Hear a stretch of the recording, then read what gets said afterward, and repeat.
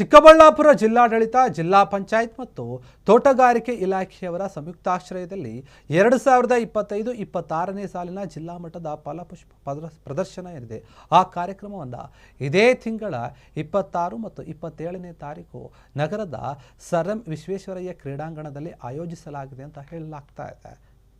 ಈ ಕಾರ್ಯಕ್ರಮಕ್ಕೆ ಸಾರ್ವಜನಿಕರು, ರೈತರು ಹೆಚ್ಚಿನ ಸಂಖ್ಯೆಯಲ್ಲಿ ಆಗಮಿಸಿ ಕಾರ್ಯಕ್ರಮವನ್ನು ಯಶಸ್ವಿಗೊಳಿಸುವಂತೆ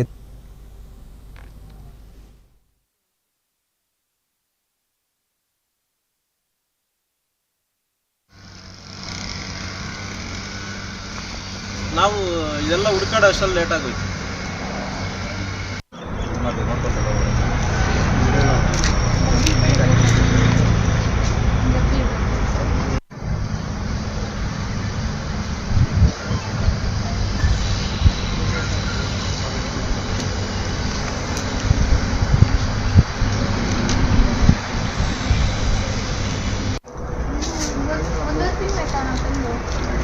ನಮಸ್ಕಾರ.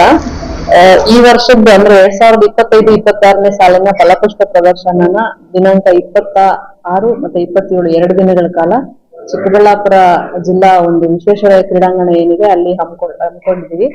ಇದು ಜಿಲ್ಲಾಡಳಿತ, ಜಿಲ್ಲಾ ಪಂಚಾಯತ್ ಮತ್ತೆ ತೋಟಗಾರಿಕಾ ಇಲಾಖೆ ಸಹಯೋಗದೊಂದಿಗೆ ಹಮ್ಮಿಕೊಳ್ಳಲಾಗಿದೆ.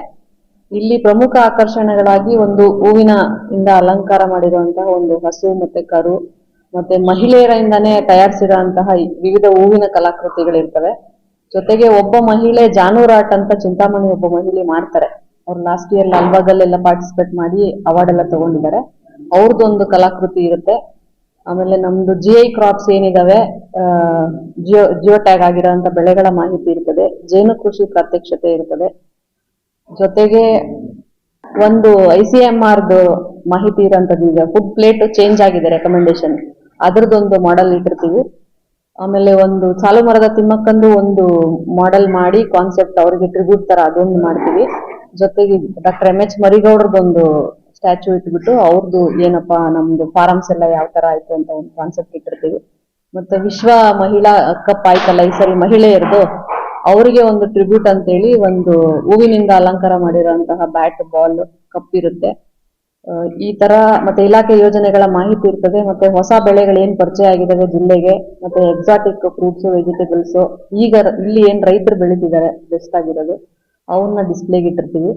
ಮೆಡಿಸಿನಲ್ ಅರೋಮ್ಯಾಟಿಕ್ ಕ್ರಾಪ್ಸ್ ಕೂಡ ಸ್ವಲ್ಪ ಮಕ್ಕಳಿಗೆ ಅಂದ್ರೆ ಅದ್ರ ಬಗ್ಗೆ ಮಾಹಿತಿ ಸಿಗ್ಲಿ ಅಂತೇಳಿ ವಿತ್ ಲೇಬಲಿಂಗ್ ಒಂದು 40 ಸ್ಪೀಶೀಸ್ ಇಡ್ತೀವಿ. ಇನ್ಸೆಕ್ಟಿವ್ ಕ್ಷಣ ಕ್ಷಣದ ಸುದ್ದಿಗಳಿಗಾಗಿ ಫ್ರೀಡಂ ಟಿವಿ ಸಬ್ಸ್ಕ್ರೈಬ್ ಮಾಡಿ, ಲೈಕ್ ಮಾಡಿ ಹಾಗೂ ಫಾಲೋ ಮಾಡಿ. ಹೊಸ ಸುದ್ದಿಗಳ ನೋಟಿಫಿಕೇಶನ್ಗಾಗಿ ಬೆಲ್ ಐಕಾನ್ ಮೇಲೆ ಕ್ಲಿಕ್ ಮಾಡಿ.